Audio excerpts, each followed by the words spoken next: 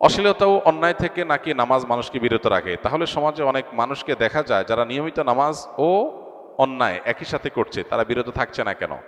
দুইটা বিষয় এখানে। প্রথম কথা হলো, যে লোকটা নামাজও পড়ে আবার খারাপ কাজও করে, এই লোকটা নামাজ না পড়লে এখন যা খারাপ কাজ করছে এর চেয়ে বহুগুণ বেশি করত। দ্বিতীয়ত, যে লোকটা নামাজ পড়েও খারাপ কাজ করছে, সে লোকটার নামাজ নিশ্চয়ই কোনো ক্ষেত্রে ত্রুটি হচ্ছে।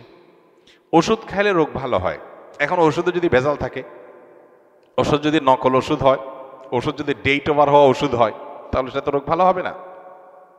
এর মানে কি ওষুধের কার্যকারিতাকে আপনি অস্বীকার করবেন, নাকি আপনার সমস্যার কথা আপনি বলবেন? কোনো ব্যক্তি নামাজ পড়ছে, গুনাহ ছাড়তে পারছে না, নিশ্চয়ই তার নামাজটা ত্রুটিপূর্ণ হচ্ছে।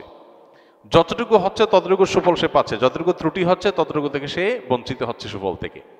নবী সাল্লাল্লাহু আলাইহি সাল্লামের কাছে এরকম এক ব্যক্তি সম্পর্কে অভিযোগ করা হলো বা অনুযোগ জানানো হলো, তখন নবী করিম সাল্লাল্লাহু আলাইহি সাল্লাম বলেছেন যে অচিরেই তার নামাজ তাকে অন্যায় কাজ থেকে বিরত রাখবে, কারণ আল্লাহ বলেছেন ইন্নাস সালাতা তানহা আনিল ফাহশাই ওয়াল মুনকার, অশ্লীল এবং খারাপ কাজ থেকে নামাজ বিরত থাকে। অতএব নামাজকে যত বেশি সুন্দর করা যাবে তার সুফল তত বেশি পাওয়া যাবে।